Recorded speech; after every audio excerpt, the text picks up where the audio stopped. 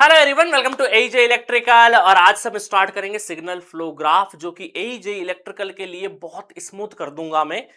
ये ग्राफ बनाना बहुत सारे स्टूडेंट को थोड़ा डिफिकल्ट लगता है, बट आज इस लेक्चर के बाद आपको कभी डिफिकल्टी फेस नहीं होगी, मजा आ जाएगा आपको। और जितने भी जूनियर इंजीनियर लेवल के एग्जाम्स हो, चाहे असिस्टेंट इंजीनियर लेवल के एग्जाम्स हो, सब में आप बढ़िया तरीके से परफॉर्म करके आओगे। ठीक है, चलिए वन बाय वन स्टार्ट करते हैं। भाई इसका शॉर्ट फॉर्म जो है वो एसएफजी से हम जानते हैं, सिग्नल फ्लो ग्राफ। एक तरीके से ट्रांसफर फंक्शन निकालने का तरीका है। एक तो ब्लॉक डायग्राम था हमारा, ब्लॉक डायग्राम रिडक्शन टेक्निक। दूसरी एसएफजी, इसको बोलते हैं it is a graphical representation of a linear control system with the help of system variable.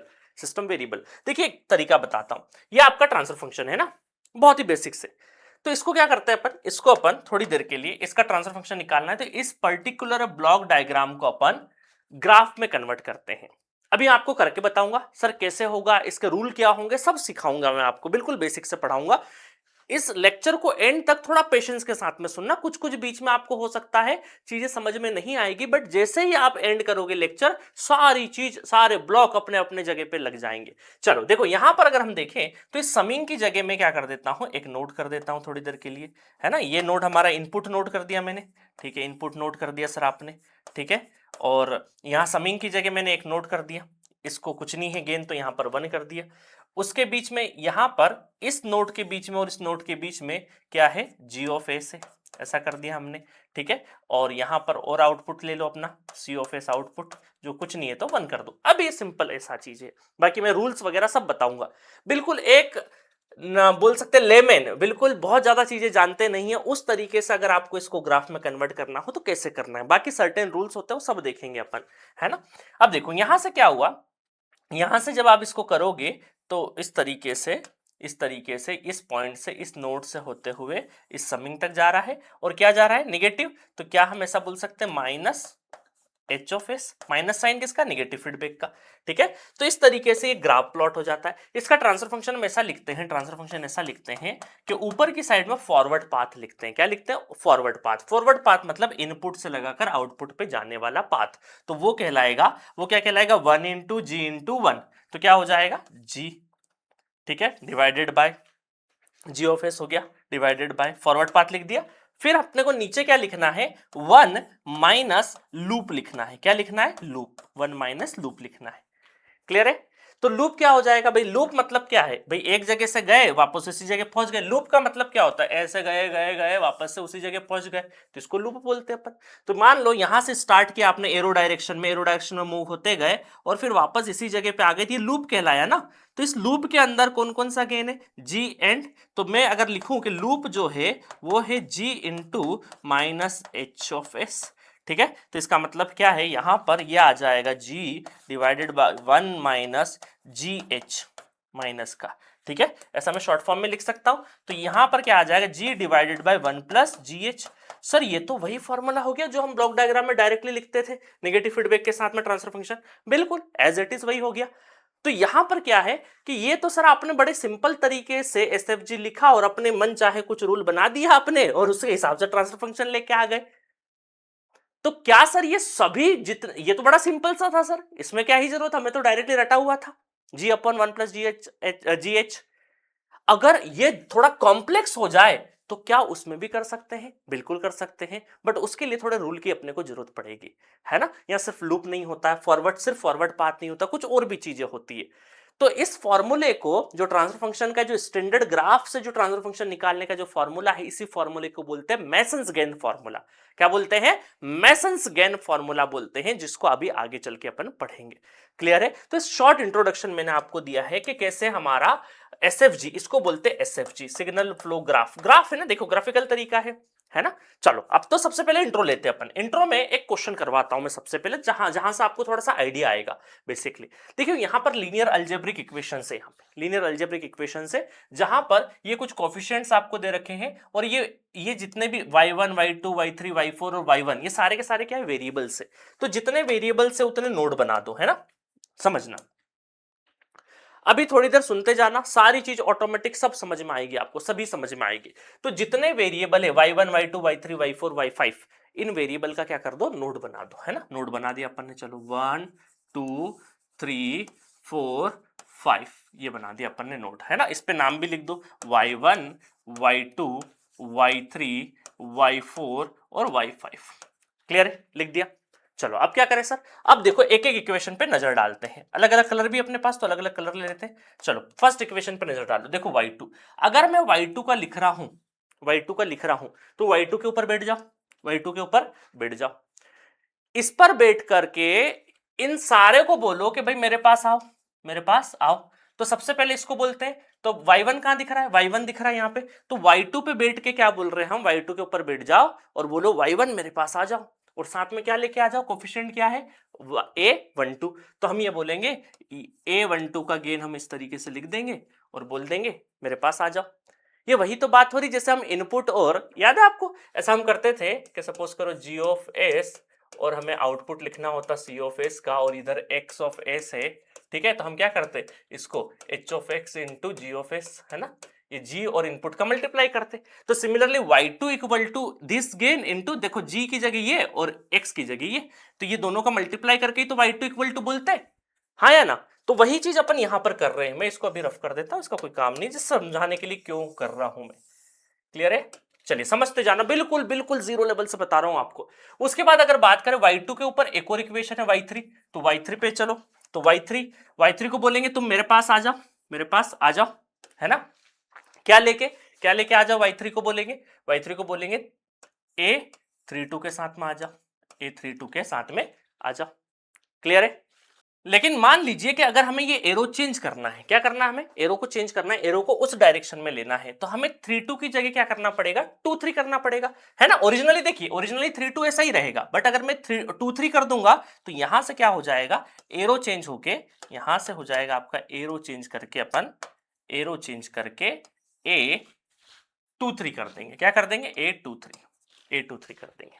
Clear है, ओरिजिनली 3-2 होता तो वैसा और एरो होता, बट एरो को अगर चेंज कर दिया तो यहां पर 3-2 की जगह 2-3 कर दिया अपन ने, ठीक है। उसके बाद देखो y3 पे बैठो, y3 पे अगर बैठ के देखेंगे हम लोग, है ना, अभी ये y3 हो गया, y3 सुप्रीम हो गया, तो यहां से y3 पे क्या नजर आ रहा है, 2 से लगाकर 3 तक आना है, 2 से 3 तक आना है ना। तो y3 पे देखेंगे तो देखो 2 से 3 आ रहा है ना, देखो ये पहली इक्वेशन तो अपनी एज इट इज आ गई 2-3 पे। क्लियर है, 2-3 पे 2 से 3 आ ही रहा है, देखो 2 से 3 y3 इक्वल टू हो गया। चलो नेक्स्ट है आपका, देखो y4 आना है, ये y4 वाला आना है। तो यहां पर हम ये बोलेंगे कि देखो y3 पे बैठ के y4 से ऐसे होगा तो कितना हो जाएगा, 4-3 हो जाएगा, बट अगर मैं इसको 3-4 करूंगा तो क्या हो जाएगा, एरो बदल जाएगा, है ना, एरो बदल जाएगा, तो ये हो जाएगा अपना 3-4 एरो। क्लियर है, ओरिजिनली कितना था 4-3, बट हमने क्या किया 3-4 कर दिया, तो एरो चेंज कर दिया, उसके बाद बैठो y4 पे, y4 के ऊपर अगर अपन बैठे तो क्या मिल रहा है हमें, 2 से लगाकर 4 तक आ रहा है, तो 2 से 4 तक, तो इस तरीके से, क्योंकि डायरेक्टली तो कुछ आ नहीं सकता, तो एक अपन ने, है ना, देखिए 2 से लगाकर 4 तक आ रहा है a24, तो वो बीच में तो कुछ एक नोट 3 भी पड़ रहा है, बट 3 का तो कुछ भी यहां पर जिक्र नहीं है, तो अपने को सीधा क्या आना है, 2 से पकड़ना है, 4 के ऊपर बैठ जाओ और 2 वाली चीजें 4 तक आनी चाहिए, 2 वाली चीजें 4 तक आनी चाहिए। उसके बाद देखो 3 से लगाकर 4, तो 3 से लगाकर 4 देखो ऑलरेडी अपन ने कर दिया है। उसके बाद a44 y4, मतलब y4 का ही लिखना है और खुद का, तो खुद का खुद में लिखना है, तो क्या अपन ऐसा कर दे, एक इस तरीके से घुमा देते हैं a44 कि खुद से जाना है और खुद के नोट पे ही आना है ना। चलिए उसके बाद y5 का देखें तो 2-5, तो 2 से निकला है तो ये 5 तक, इस तरीके से a2 से 5 तक। क्लियर है, आ गया। उसके बाद 4-5, तो 4 से निकला है और a4 से लगाकर 5 तक। क्लियर है, तो इस तरीके से अपन जो लीनियर इक्वेशन से उसका ग्राफ प्लॉट कर सकते हैं, इस तरीके से बिल्कुल कर सकते हैं। अब यहां पर कुछ ऑब्जर्वेशन है, क्या ऑब्जर्वेशन है, देखो यहां पर कुछ आपको पाथ नजर आ रहे होंगे, कुछ लूप नजर आ रहे होंगे, है ना। और ये बात तो तय है कि जितने वेरिएबल होंगे उतने ही नोड आएंगे, आपके नोड उतने ही आएंगे जितने वेरिएबल होंगे, है ना। एक चीज और बताता हूं कि कभी भी अगर हमें फॉरवर्ड पाथ बनाना है थोड़ी देर के लिए, अगर मैं इस पाथ को आगे बढ़ा दूं, आगे बढ़ा के मैं एक और नया नोड इंट्रोड्यूस कर दूं y6, तो यहां पर मैं कर सकता हूं बिल्कुल 1 गेन के साथ में, 1 गेन के साथ में। तो क्या मैं ऐसा बोल सकता हूं कि y5 इक्वल टू y6, बिल्कुल। तो फॉरवर्ड में मैं जो नोड है, जो मेरा नोड है, एग्जिस्टिंग नोड, अगर मैं कुछ एक्स्ट्रा नोड चाहता हूं तो उस नोड के आगे मैं एक और ट्रेस करके एक और नोड बना सकता हूं, बट वो जो आगे बना नोड है, जो पीछे नोड है, इन दोनों की वैल्यू क्या रहेगी? बराबर। तो 1 के गेन के साथ में अगर मुझे कभी जरूरत पड़ी कि एक एडिशनल नोड की कभी कभी कुछ क्वेश्चन में जरूरत पड़ेगी, तो मैं आगे बढ़ा सकता हूं 1 के साथ में। बट ऐसा काम क्या पीछे आके कर सकते? क्या पीछे आके नहीं कर सकते। सपोज करो इस नोड से मैं इधर की साइड में, पीछे की साइड में आ जाऊं, पीछे की साइड में आके मैं इस नोड को बोलूं y0 नोड बोलूं, है ना, 1 गेन के साथ में पीछे की साइड में खींच लिया, y0 बोलूं, बट यहां पर y0 node not equal to y2 node, ये नहीं होगा। क्लियर है? तो एक इंपॉर्टेंट चीज बता रहा हूं मैं एसएफजी में कि कभी भी हम फॉरवर्ड में नोड को ट्रेस आगे कर सकते विथ गेन 1 यूनिटी गेन के साथ में, बट बैकवर्ड में पॉसिबल नहीं है। तो तीनों ऑब्जर्वेशन मैंने यहां बहुत बढ़िया तरीके से लिखे हैं कि जितने नोड वेरिएबल है उतने ही ऑन ऑल इनकमिंग सिग्नल, है ना। देखिए नोड वेरिएबल जितने भी होंगे, नोड वेरिएबल जितने भी होंगे, वहां पर क्या है? आपके इनकमिंग सिग्नल है, वहां पर क्या है? सारे के सारे इनकमिंग सिग्नल है ना। तो नोड वेरिएबल जो भी होंगे, जो नोड के वेरिएबल होंगे, जैसे 2 3 4 5, ये 4 वेरिएबल है इधर, है ना, ये इक्वल टू समथिंग है। तो ये जितने भी वेरिएबल है आपके y3, इनके ऊपर क्या हो रहा है? इनकमिंग सिग्नल आ रहे हैं, कुछ ना कुछ इनकमिंग सिग्नल आपको दिखने को मिलेंगे, इनकमिंग सिग्नल आ रहे हैं, ठीक है। उसके बाद अगर बात करें, any node can be extended in forward direction with a gain of 1, है ना। अभी मैंने बताया क्या फॉरवर्ड डायरेक्शन 1 गेन के साथ में कर सकते हो, backward is not possible, backward is not possible. अब आप बोलोगे सर जितने भी नोड वेरिएबल है ऑल द इनकमिंग सिग्नल, बिल्कुल इनकमिंग सिग्नल। देखिए यहां तक आप बोलोगे सर यहां से आउटगोइंग जा रहा है, बट यहां आप देखो पहले तो हम लोगों ने ओरिजिनली क्या है 3 2 है ना, तो वो तो इनकमिंग था ही था। क्लियर है? तो यहां पर क्या होगा, कुछ नोड होंगे जहां पर सारे के सारे सिग्नल इनकमिंग होंगे, कुछ नोड ऐसे होंगे जहां सारे के सारे आउटगोइंग सिग्नल होंगे, कुछ मिक्स नोड होंगे जहां पर कुछ इनकमिंग होंगे कुछ आउटगोइंग होंगे। तो सारे नोड होंगे। सर हम इस पूरी थ्योरी का करें क्या? अभी थोड़ी देर रुक जाओ, सब पता चल जाएगा, ठीक है। तो ये बेसिकली अपन ने ग्राफ प्लॉट किया है। अब इस ग्राफ के प्लॉट से अपन क्या करेंगे, कुछ टर्मिनोलॉजी मुझे समझानी है, जो टर्मिनोलॉजी एसएफजी में यूज होगी, है ना, एसएफजी में यूज होगी। तो बिना डायग्राम के मैं डायरेक्ट डेफिनेशन आपको पढ़ा देता तो मजा नहीं आता। अब आप पढ़ते जाना। नोट क्या है? It represents system variable. System variable note जो भी रिप्रेजेंट करेगा वो क्या करेगा? सिस्टम वेरिएबल रिप्रेजेंट करेगा। दूसरा, आउटपुट नोट किसको बोलते हैं? It is a node at which all the signals are incoming. चलो देख लेते हैं, all the signals are incoming देख लेते हैं। देखो किस सिग्नल पे सारे के सारे इनकमिंग है? देखो इसके ऊपर तो सारे आउटगोइंग जा रहा है, इसके ऊपर एक आउटगोइंग एक इनकमिंग, है ना, एक इनकमिंग एक आउटगोइंग हो रहा है। ये नोड है, ये नोड है। अगर अपन इसको एक्सटेंड नहीं करें, इसको एक्सटेंड नहीं करें थोड़ी देर के लिए, तो इस नोड के ऊपर क्या हो रहा है? सिर्फ और सिर्फ सिग्नल इनकमिंग आ रहे हैं, सारे के सारे क्या हो रहे हैं? इनकमिंग। अगर इसको अपन अभी एज्यूम नहीं करें, तो ये तो मैंने प्रॉपर्टी समझाने के लिए बताई थी आपको। तो वाईफाई पे ही खत्म हो गया था मेनली। तो यहां पर वाईफाई को हम क्या बोल सकते हैं? एक तरीके का आउटपुट, जहां पर सारे के सारे इनकमिंग हो रहे हैं। अच्छा, इनपुट नोड किसको बोलेंगे? जहां से सारे सिग्नल क्या होंगे? आपके आउटगोइंग होंगे। तो इस नोड को हम क्या बोल सकते हैं? इनपुट नोड, जहां से आउटगोइंग सिग्नल है। ठीक है, चलो आगे और बढ़ते हैं। उसके बाद इनकमिंग आउटगोइंग, देखो यही पता है इनकमिंग में क्या है? आउटगोइंग सिग्नल से। मिक्स नोड, जिसमें कुछ इनकमिंग होंगे कुछ आउटगोइंग होंगे। Path, very important, very very important. Path क्या है? It is the travel of a signal in arrow direction. Arrow direction में, सिग्नल के एरो डायरेक्शन में चलते जाओ, from one node to another node, एक नोड से दूसरे नोड, कोई भी नोड एरो डायरेक्शन में चलना है उसको बोलते पाथ। और इसमें क्या है? No node traces twice. कोई भी नोड दो बार नहीं आना चाहिए, दो बार नहीं आना चाहिए। जैसे यहां से चले हम, ऐसे चले, ऐसे चले, है ना, और ये तीसरा नोड है। अब पता चले ऐसे घूम के वापस भी ऐसे आ रहे हैं, तो ऐसे देखो, अब ये पाथ हो गया यहां तक, यहां तक तो ये भी पाथ है, यहां तक भी पाथ है। बट इसके बाद वापस जाके सेम नोड पे आ जाएंगे ना, इधर गए वापस आके सेम नोड, तो ये नोड दो बार आ जा रहा है ना। ये नोड आप जा रहे हो ऐसे, समझना ध्यान से, आप गए गए गए गए इस नोड पे, इस नोड पे, जब इस नोड पे एक बार तो टच किया आपने, फिर जब वापस घूम के वापस से इस नोड पे आ रहे हैं, इसका मतलब क्या है कि इस नोड को आपने दो बार ट्रेस कर दिया, दो बार क्रॉस कर दिया, तो ये पाथ में नहीं आएगा, ये पाथ में नहीं आएगा। समझे? अभी आपको क्वेश्चन से भी समझ में आएगा। चलो अब आप बात करते हैं फॉरवर्ड पाथ की। तो ये जनरल पाथ बताया अपन ने। जनरल पाथ का मतलब क्या है कि सिग्नल के एरो डायरेक्शन में चलते जाओ, एक पॉइंट से दूसरे पॉइंट तक, कोई भी नोड डबल क्रॉस नहीं करना। फॉरवर्ड पाथ का मतलब क्या है, सेम वही पाथ है, फॉरवर्ड पाथ में भी क्या है, पाथ तो है ही ना, बट इसमें सिर्फ नोड डिफाइन है। कौन से नोड डिफाइन है, इनपुट से लगाकर आउटपुट तक, इनपुट से लगाकर आउटपुट तक जाओगे तो वही आपका क्या कहलाएगा, फॉरवर्ड पाथ कहलाएगा। चलो इस एग्जांपल में देखें क्या, चलो देख लेते फटाफट। इस एग्जांपल में देखते फॉरवर्ड पाथ, है ना, थोड़ा कलर डिफरेंट ले लेते हैं, रेड कलर ले लेते हैं, फॉरवर्ड पाथ देखते हैं।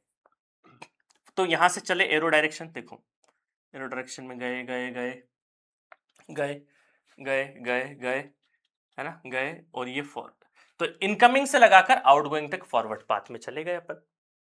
और कोई पाथ है क्या, बिल्कुल है सर, आप यहां से भी जा सकते हो, ऐसे गए ऐसे गए ऐसे गए, है ना, देखो ऐसे गए और वहां तक। तो इनपुट से आउटपुट तक एक ही एरो में डायरेक्शन में गए, कोई भी जो दो बार क्रॉस नहीं हुआ। आप बोलोगे सर ऊपर वाला पहले फर्स्ट पाथ ये था, सेकंड पाथ ये था, तो आप तो दो बार तो ले रहे हो, नहीं, अलग अलग पाथ के टाइम पे ले रहे हैं, इसको डबल क्रॉस नहीं बोलते। एक ही सिंगल बार में ही अगर कोई डबल बार आ जाए, जो नोड है वो दो बार क्रॉस हो जाए, उसको नहीं लेना है अपने को। क्लियर है, तो ये तो पाथ ही अलग है, पहला है ये दूसरा है। तीसरा अगर अपन देखें, यहां से ऐसे गए ऐसे गए ऐसे गए ऐसे गए ऐसे गए, इस तरीके से ऐसे घूम के या ऐसे जाके ऐसे घूम के नहीं जा सकते, क्योंकि फिर ये नोड दो ट्रेस हो जाएगा। क्लियर है, समझे। तो इस तरीके से इसको बोलते हैं फॉरवर्ड पाथ के, इनपुट से आउटपुट तक एरो के डायरेक्शन में आपको जाना है। चलो अभी थोड़े से रुक जा, न्यूमेरिकल एक दो करेंगे ना, उसके बाद और अच्छे समझ में आ जाएगा आपको। उसके बाद बात करते हैं लूप की। लूप का मतलब क्या है, इट इज अ पाथ, ये भी पाथ ही है, पाथ मतलब एरो डायरेक्शन में जाना, which originate and terminates at a same point. देखो लूप में बड़ा सिंपल है, थोड़ी देर के लिए ये लूप बोला अपन ने, देखो ये लूप बोला, तो लूप में क्या है, इस पॉइंट से चले चले एरो डायरेक्शन में और इसी पे पहुंच गए, जहां से शुरू कर रहे थे वहीं पे टर्मिनेट कर दिया, इसका मतलब क्या है, लूप है ना। अच्छा ये लूप ऐसा होता, एरो डायरेक्शन ऐसा होता, दोनों ऐसे होते, तो फिर लूप कैसे कहलाता, लूप तो कहलाता ही नहीं, क्योंकि एरो डायरेक्शन में है ही नहीं। क्लियर है, तो इसको बोलते हैं लूप। नॉन टचिंग लूप का मतलब क्या है, These are the loops in which no node is common, है ना। जैसे मैं बात करूं यहाँ पे, एक लूप मान लो आपका यहाँ पे, है ना, फिर एक लूप यहाँ पे आपका, ठीक है। तो ये दोनों के दोनों क्या है, लूप तो है, बट ये दोनों टचिंग नहीं है, नॉन टचिंग है, दो एक दूसरे से टच नहीं कर रहे, मतलब इनका कोई भी नोड कॉमन नहीं है। ये नोड 1 2 3 4 अलग अलग नोड है, कोई भी कॉमन नहीं है। मान लो ऐसा होता कि एक नोड यहाँ पे होता, तो ये दोनों नॉन टचिंग नहीं कहलाते, टच हो गए ना, क्योंकि कॉमन नोड हो गया, एक टू क्या है, दोनों के लिए बीच में कॉमन है, तो ये नॉन टचिंग नहीं, ये टचिंग कहलाता। नॉन टचिंग कौन सा होता है, ये वाला और ये वाला। क्लियर है, नॉन टचिंग का मतलब कि कोई भी नोड कॉमन नहीं होना चाहिए। तो ये आपके कुछ डेफिनेशंस थी जो कि एसएफजी में बहुत काम आएगी, बहुत ज्यादा काम आएगी, ये सारी के सारे डेफिनेशंस, है ना। इसमें से कुछ आपको समझ आई होगी, कुछ नहीं आई होगी। अब मुद्दे की बात करते हैं अपन, चलो एक क्वेश्चन से शुरुआत करते हैं, क्वेश्चन से शुरुआत करते हैं। ये आपको यहां पर क्या दे रखा है, एसएफजी दे रखा है। एसएफजी बना हुआ है ट्रांसफर फंक्शन फाइंड आउट करना है। ट्रांसफर फंक्शन का मतलब है इनपुट और आउटपुट अपॉन इनपुट का रेशो लेना है। क्लियर है, अब समझना ध्यान से। इनपुट का मतलब क्या है, जहां से सारे सिग्नल क्या हो, आउटगोइंग हो, तो इसको हम क्या कंसिडर कर लें, इनपुट नोड कंसिडर कर लें। ठीक है। आउटपुट नोड का मतलब क्या है, जहां सारे सिग्नल आ रहे हैं, जहां सारे एक ही नोड है जहां सारे सिग्नल आ रहे हैं, तो इसको अपन आउटपुट नोड बोल देते हैं, आउटपुट नोड। क्लियर है। तो इसमें सबसे पहले अपन क्या करते हैं, फॉरवर्ड पाथ फाइंड आउट करते हैं। क्या करते हैं, FWD forward path find out करने की कोशिश करते हैं। समझना ध्यान से, फॉरवर्ड पाथ में आप देखोगे तो कहां से चले अपन, यहां से चले 1 इंटू P1 ले लेते हैं, फॉरवर्ड पाथ P1 ले लेते हैं, तो 1 ऐसे एरो डायरेक्शन में जा रहे हैं, 1 into 1 into 2 into 5 into 6। Forward path का मतलब है इनपुट से चलो आउटपुट तक, है ना। 1 इंटू 1 इंटू 2 इंटू 5 इंटू 6 कितना हो गया, ये 5 30 30 दूनी 60 60 हो गया। समेशन क्या हो गया, 60 हो गया। ये फॉरवर्ड पाथ P1 हो गया। और कोई एरो डायरेक्शन में चल सकते हैं क्या अपन, देखो ये गए गए गए गए, यहां से चले 1, देखो P2 चलते हैं, 1 इंटू 1 1 इंटू 1, उसके बाद ऐसे ऊपर ले लो, देखो 1, और फिर वापस चले गए, फिर इंटू 5 इंटू 6, ये भी तो फॉरवर्ड पाथ हो गया। बिल्कुल हो गया सर फॉरवर्ड पाथ, है ना, क्योंकि कोई भी नोड दो बार ट्रेस नहीं हो रहा है इसमें भी। आप गए ऐसे गए गए ऊपर से गए और ऐसे चले गए, तो इसका मतलब क्या हो गया, ये हो गया 5 30 30 हो गया। ठीक है, आई बात समझ में। और कोई है क्या, चलो देखते हैं। ऐसे जा सकते हैं, नहीं, ये तो अपोजिट एरो है, नहीं सर। और कहीं पे, और कहीं पे ऐसे जा सकते हैं, नहीं सर, अपोजिट एरो है। बस और कोई रास्ते ही नहीं बचे अपने पास। दो रास्ते, एक तो सीधा सीधा चले जाओ, एक थोड़ा सा बाईपास लेके चले जाओ। अल्टीमेटली अपन एक जगह से दूसरी जगह जाने के कितने रास्ते हैं, एक लॉन्ग कट, एक शॉर्ट कट, जो भी है, अलग अलग बाईपास है ना। किसी शहर में क्या होता है, एक सीधा सीधा रास्ता होता है ट्रैफिक में जाने वाला, एक बाईपास होता है। तो उस तरीके से अपन फॉरवर्ड पाथ जानने की कोशिश करें। फॉरवर्ड का मतलब इनपुट से आउटपुट तक जाना है आपको, ठीक है। नॉर्मल पाथ का मतलब कोई भी नोड से जाना। तो फॉरवर्ड पाथ P1 और P2 आ गए। अब लूप देखते हैं अपन, क्या देखें, अगर अपन लूप देखें, नंबर ऑफ लूप्स देखते हैं, लूप बताना। तो लूप में देखो, लूप कौन सा है, देखो एक तो दिख रहा है अपने को, यहां से गए एरो में इस तरीके से, ये लूप नजर आ रहा है। तो लूप L1 बोल दिया इसको अपन ने, 1 into 2 दैट इज 2। उसके बाद और कोई लूप है क्या, देखो ये लूप है क्या, नहीं, एरो डायरेक्शन अपोजिट हो जा रहा है, ये लूप नहीं है, दिख लूप जैसा रहा है बट लूप नहीं है, एरो डायरेक्शन में जाना है। मतलब लूप का मतलब क्या है कि आप किसी पॉइंट से चले एरो डायरेक्शन में और वापस उसी पॉइंट पे खत्म करें एरो डायरेक्शन में। तो यहां से चल तो रहे हैं बट खत्म होने के लिए अपोजिट एरो आ गया ना, नहीं है। अब देखो यहां पर, देखो ये वाला 5 से चले फिर 4, तो ये वाला अपना एक लूप बन गया, ये वाला लूप बन गया। तो L2 लूप कितना है, L2 है 4 into 5, 4 into 5 तो 520, 520। क्लियर है, आई बात समझ में। तो लूप आ गया। अब सर नॉन टचिंग लूप है क्या, यहाँ पे चेक कर लेते हैं। नॉन टचिंग लूप है ना, non touching loop, non touching loop, non touching loop. तो आपको नॉन टचिंग लूप में यही देखना है, क्योंकि लूप तो आपने सारे लिख ही लिए हैं, लूप तो आपने सारे लिख ही लिए हैं। अब इन्हीं लूप में से देख लो भाई, L1 और L2 दो ही लूप है, तो क्या ये दोनों नॉन टचिंग है, हाँ सर नॉन टचिंग है। इनमें कॉमन कुछ भी कोई भी नोड कॉमन नहीं है। इन दोनों लूप में L1 और L2 में दोनों में कोई भी नोड कॉमन नहीं है। तो इसका मतलब है नॉन टचिंग लूप हम लिख सकते हैं, क्या हो जाएगा नॉन टचिंग लूप, है ना, ये अपन लिख लेते हैं, दोनों का मल्टीप्लीकेशन, दोनों का मल्टीप्लीकेशन। तो इसको मैं नॉन टचिंग लूप को L3 बोल देता हूं, नॉन टचिंग लूप को। तो ये हो जाएगा अपना L1 इंटू L2, तो ये हो जाएगा 22 इंटू 20, तो ये L3 हो गया 40। चलो, तो अपन ने क्या देख लिया, फॉरवर्ड पाथ देख लिया, लूप देख लिया, नॉन टचिंग लूप देख लिया। अब इसको फॉर्मूले में कैसे फिट करते हैं, देखिए फॉर्मूला एक आपको मैं बताता हूं, मेसन्स-गेन्स का फॉर्मूला ऐसा कुछ दिखता है ना।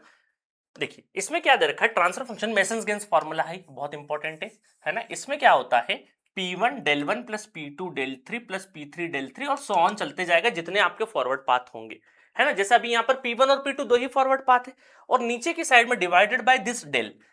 अब इसीलिए देखो ऊपर ये चलता जाएगा, इस वजह से हमने जनरलाइज कैसे लिख सकते, पी के डेल के k की वैल्यू 1 से लगाकर n तक, है ना। अब ये P1 del 1 P2 del 2 जितने भी फॉरवर्ड पाथ हो उतने सब चलते जाएंगे। इसको अपन ने जनरलाइज इस तरीके से लिख दिया और नीचे डेल लिख दिया। अब ये जो नीचे डेल है इसका मतलब क्या है, इसका मतलब है सर 1 माइनस ब्रैकेट लगाओ sum of gain of individual loop, जितने भी आपके इंडिविजुअल लूप है जो नॉन टच मतलब टचिंग वचिंग नहीं देख रहे हैं, जो भी इंडिविजुअल लूप है उनका सबका सम कर दो, plus sum of two non touching loop.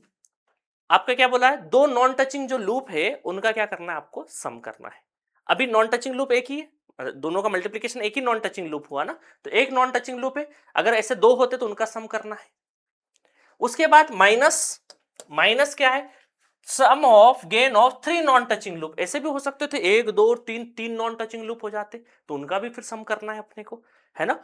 और आगे और हो सकते थे, तो ऐसे अल्टरनेट साइन के साथ, जैसे माइनस से स्टार्ट हुआ प्लस माइनस प्लस माइनस से करते हुए चलते जाता, बट इतनी आपको जरूरत नहीं पड़ेगी। मुश्किल से ये नॉन टचिंग लूप भी कभी कभी आ जाता है, अदरवाइज तो आपको यहीं पे काम हो जाना है, ठीक है। सर समझ में आ गया डेल का मतलब क्या है, डेल का मतलब समझ में आ गया। अभी सर ये डेल P1 इंटू डेल 1 क्या है, समझाता हूं। अभी सिर्फ पढ़ लो, इसके डेफिनेशन पढ़ लो। डेल 1 क्या है, वैल्यू ऑफ डेल, यही वैल्यू ऑफ डेल है by eliminating that loop which are not touching first forward path.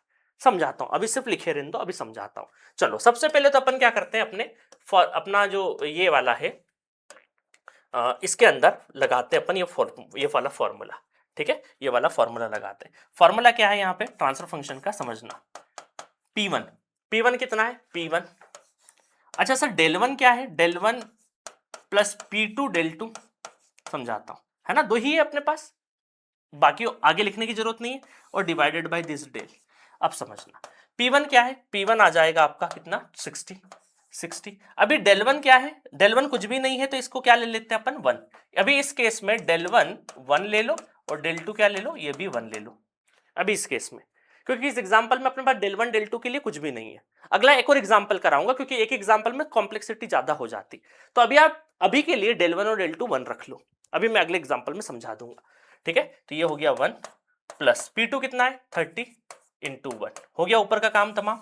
चलो नीचे 1 माइनस इंडिविजुअल लूप का सम, इंडिविजुअल लूप मतलब 2 plus 20, 2 plus 20 individual loop, plus एक बार माइनस और अब प्लस नॉन टचिंग लूप का सम, नॉन टचिंग लूप का सम मतलब ये जो L3 है इसको, है ना, L1 और L2 दोनों नॉन टचिंग है ना, L3 ऐसा और सम होते अगर नॉन टचिंग लूप तो उनका सबका सम, बट अभी एक ही है तो अभी एक ही है, इसका मतलब क्या हो जाएगा यहाँ पे 40, यहाँ पे क्या हो जाएगा 40। तो इस तरीके से हमारा जो ट्रांसफर फंक्शन है वो हो जाएगा 60 प्लस 30 90 ऊपर हो जाएगा और 1 माइनस 22 प्लस 40 कर लेना जो भी आ रहा है, ये हो जाएगा अपना ट्रांसफर फंक्शन, ये हो जाएगा अपना ट्रांसफर फंक्शन। समझ में आया? तो असल में अपन ने क्या किया, del 1 minus sum of individual loop, देखिए इंडिविजुअल लूप का अपन ने सम ले लिया 2 प्लस 40 का, 2 प्लस 20 का, sum of non touching loop 2 non touching loop, तो 2 नॉन टचिंग लूप थे तो उनका अपन ने एक ही था तो सम करने की जरूरत नहीं है ना। ऐसा मत कर देना सर L1 प्लस L2, नहीं वो तो फिर इंडिविजुअल सम हो जाता ना। नॉन टचिंग L3 है, L3 एक्चुअली रिप्रेजेंट कर रहा है दोनों को मल्टीप्लीकेशन। ऐसा मान लो एक और होता L4 होता कि L1 L2 L1 L3 L4 L4 इस तरीके से, तो उनका सम करते हैं अपन। क्लियर है ना? चलो, तो इस तरीके से ये रहा मेसन्स-गेन्स फॉर्मूला। अगर मैं डायरेक्ट स्टार्टिंग में आपको फॉर्मूला बता देता ज्यादा अच्छे समझ में नहीं आता। क्लियर है? एक क्वेश्चन और करता फटाफट, उससे सारी चीजें क्लियर हो जाएगी आपको। देखो इधर यहां पर देखते हैं, है ना, इस क्वेश्चन से सारी चीजें क्लियर हो जाएगी आपको। अब फॉरवर्ड पाथ देखते हैं सबसे पहले, है ना, फॉरवर्ड पाथ फटाफट बताते जाना, फॉरवर्ड पाथ, है ना, फॉरवर्ड पाथ। तो ये रहा इनपुट और ये रहा आउटपुट। सर क्या बात करें, हम तो आउटपुट इधर देखने के आदी हैं। ऐसा नहीं होता है, कभी कभी आपका इनपुट इधर और आउटपुट इधर भी देखने को मिल सकता है, कोई दिक्कत नहीं है, आपको सिर्फ देखना है कहाँ है ना। तो यहां पर लिखा हुआ इनपुट ये जहां सारे सिग्नल जा रहे हैं, ये आउटपुट है जहां सिग्नल आ रहे हैं। तो अब देखो फॉरवर्ड पाथ अगर देखें P1 फॉरवर्ड पाथ देखें तो इनपुट से आउटपुट जाना है, तो भाई इनपुट से आउटपुट जाने का सर तो एक ही रास्ता है, ये तो 1 into 1 बिल्कुल एक ही रास्ता है। और कुछ रास्ता है क्या? आगे बढ़ रहे हैं, बट जैसे ही इसको क्रॉस करेंगे और वापस आएंगे, कहीं से भी आ जाएंगे तो वापस जो नोड होंगे डबल क्रॉस हो जाएंगे ना, तब तो फॉरवर्ड पाथ नहीं होगा, पाथ ही नहीं होगा, क्योंकि वापस अपना एक नोड डबल क्रॉस नहीं होना चाहिए। तो इसका मतलब फॉरवर्ड पाथ एक ही रहने वाला है यहाँ पे। उसके बाद लूप की बात करें सर, लूप की इंडिविजुअल लूप की बात करें, इंडिविजुअल लूप, ठीक है।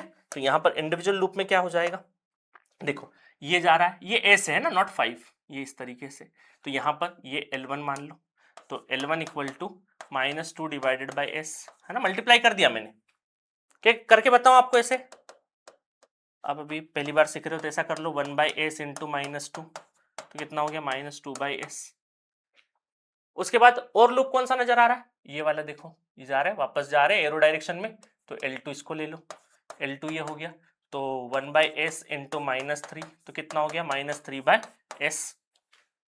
और कोई लूप नजर आ रहा है? नहीं सर, 2 ही नजर आ रहे, तीसरा तो नहीं दिख रहा है। एक और तीसरा है, देखो इस नोड से चलो एरो डायरेक्शन में, गए और वापस इस पे पहुंच रहे, एरो डायरेक्शन में गए अपन, वापस पहुंच गए, जहां शुरू किया वहीं पहुंच गए, तो ये भी तो लूप होगा, बिल्कुल होगा लूप।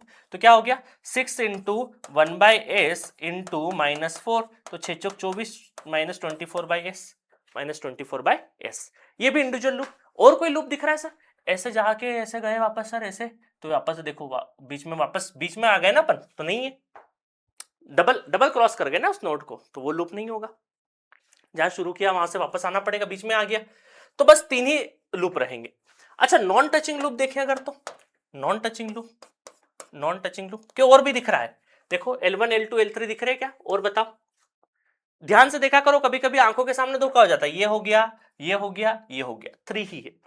क्लियर है? चलो नॉन टचिंग लूप देखते हैं। अब नॉन टचिंग में देखो, ये इनको देखो L1 और L2 ये दोनों के बीच में कोई नोड कॉमन है क्या? इसके नोड तो ये है सर, और इसके ये कोई कॉमन है क्या? नहीं कॉमन है, तो ये हो जाएंगे L1 L2 क्या है, L1 L2 -2 by S multiply -3/s, तो ये हो गया अपना 6/s², 6/s²। क्लियर है? और कोई नॉन टचिंग L1 और L3 के बीच में, L1 ये L3 है ना, L1 और L3 के बीच में कॉमन है सर, L3 और L2 के बीच में, इनके बीच में भी कॉमन है, L2 L1 तो हो ही गया, L3 L1, L3 L2 नहीं, और कोई कॉमन है क्या? नहीं, मतलब नॉन टचिंग लूप है क्या? नहीं, सब बाकी सब टच है। तो L1 और L2 दो ही लूप है जो नॉन टचिंग है। नॉन टचिंग का मतलब कोई भी नोड कॉमन नहीं है। ठीक है, चलिए तो ये हो गया। अब देखो, अब समझना ध्यान से, तो बाकी सब तो सब क्लियर है हमें कि भाई ट्रांसफर फंक्शन ऐसा हुआ कि यहां पर P1 del 1 एक ही है तो del 1 ही आएगा, है ना, divided by 1 minus sum of individual loop, तो -2/s सम करना है अपने को, -3/s -24/s plus non touching का कितना हो जाएगा 6/s²। क्लियर है? अब देखो यहां पर ये लिखना सिखाता हूं मैं आपको, del 1 क्या है असल में, है ना, del 1 समझते हैं, del 1 क्या है। del 1 एक्चुअली ये है, समझना ध्यान से, del 1 तो P1 तो अपन ने हो गया 1, P1 तो क्या हो गया 1, 1 ब्रैकेट del 1 लिख रहा हूं मैं, क्या लिख रहा हूं del 1 समझना ध्यान से, del 1 क्या है, del 1 वैसे ही लिखाएगा जैसे del लिखा रहे हैं। del कैसे लिख रहे हैं सर हम, 1 माइनस यहां पर इंडिविजुअल लूप और नॉन टचिंग लूप ऐसा लिखते हैं अपन, तो del 1 भी वैसे ही लिखाएगा। अपने को वो लूप लेना है, वो लूप मतलब यहां पर वो लूप आएगा जो आपके फॉरवर्ड पाथ में नहीं आ रहा है, फॉरवर्ड पाथ में नहीं आ रहा है जो नोड। अब देखो फॉरवर्ड पाथ आपका यहां से यहां आया, तो ये नोड है, तो मतलब L1 तो क्या है आपका, L1 तो इससे टच है, इस फॉरवर्ड पाथ से टच है। हम ये मान के चल रहे हैं कि भाई इस फॉरवर्ड पाथ से ये जो एक ही फॉरवर्ड पाथ है, इस फॉरवर्ड पाथ से ऐसे कौन से लूप है जो टच नहीं हो रहे हैं, जो टच नहीं हो रहे हैं।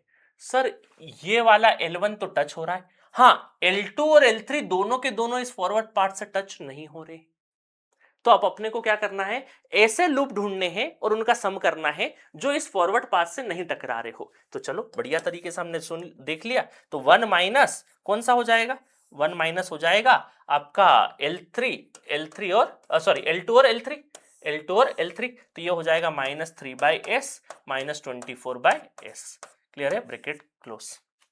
आई बात समझ में? अगर सर एक और फॉरवर्ड पाथ होता थोड़ी देर के लिए, एक और प्लस फॉरवर्ड पाथ P2 होता, del 2 होता, तो हम क्या करते, P2 का फॉरवर्ड पाथ जो भी रहता उसमें वो देखते, वो ऐसे लूप ढूंढते जो टच नहीं होते उससे, उनका फिर हम 1 माइनस करके समेशन करते, 1 माइनस करके समेशन करते। आई बात समझ में, है ना? इसको देखो एक बार और पढ़ो, del 1 वैल्यू ऑफ del ऐसे ही चल रहा, 1 minus value of del by eliminating that loop which are not touching first forward path. जो फर्स्ट फॉरवर्ड पाथ को नहीं टच कर रहे हैं उनको हम सम कर रहे हैं, उनका क्या कर रहे हैं हम लोग, सम कर रहे हैं। ठीक है, चलिए आई बात समझ में, पूरा का पूरा कैसे करना है अपने को, ये लैंग्वेज से समझ नहीं आता, ये एक्सपेरिमेंट मैंने क्वेश्चन से करवाया तो ज्यादा अच्छे समझ में आया। अब समझो क्यों हमने पिछले क्वेश्चन में del 1 और del 2 1 किया था। देखो यहाँ पे del 1 और del 2 P1 पाथ को देखो, P1 पाथ को देखोगे तो P1 पाथ को सारे लूप टच कर रहे हैं, तो del 1 की वैल्यू तभी तो 1 रखी अपन ने, क्योंकि यहां पर del 1 क्या होता, भाई del 1 हो जाता 1 माइनस del 1, अगर अपन लिखते del 1 लिखते तो ये हो जाता 1 माइनस ऐसे लूप जो नॉन टचिंग, बट ऐसे तो 0 है, तो इसलिए तो del 1 की वैल्यू क्या आ गई, 1 आ गई। फॉरवर्ड पार्ट 2 देखो, P2 कहां जा रहा है अपना, 1 1 1 5 और देखो 1 1 1 1 और 5 और 6, तो देखो ये ऊपर से भी जा रहा है तो भी सारे के सारे नोट टच हो रहे, तो भी अपना del 2 क्या है, 1 है। क्लियर है? इस एग्जांपल से आपको ये बात क्लियर हो गई होगी कि del 1, क्योंकि बहुत सारे बच्चों को del 1 में कंफ्यूजन होता है कि del 1 del 2 है क्या असल में, है ना। तो फॉरवर्ड पाथ से अगर कोई लूप टच नहीं कर रहा है तो उस लूप का अपने को 1 माइनस समेशन ऑफ वो लूप जो अपने फॉरवर्ड पाथ में पर्टिकुलर फॉरवर्ड पाथ को टच नहीं कर रहे हैं। सिमिलरली फिर फॉरवर्ड पाथ 2 फिर होगा। ठीक है, तो इस तरीके से पूरी एसएफजी की मैंने कहानी बता दी है, इससे बाहर कुछ भी नहीं है, इससे बाहर कुछ भी नहीं है। क्लियर है? नेक्स्ट लेक्चर में अपन क्वेश्चंस करने वाले हैं और थोड़े से क्वेश्चन हो जाएंगे तो प्रैक्टिस हो जाएगी। बाकी फिर अपन एई के ब्लॉक डायग्राम के और एसएफजी में पूछे गए क्वेश्चन, जितने भी एई के सेगमेंट में पूछे जाते हैं वो सारे क्वेश्चंस करेंगे अलग से। एक लेक्चर में थोड़ा सा एसएफजी को थोड़ा सा और अच्छे से रिवाइज करवा देता हूं क्वेश्चंस लेके, अदरवाइज फिर हम साथ में बहुत सारे एमसीक्यू करेंगे। क्लियर है? Okay, thank you so much.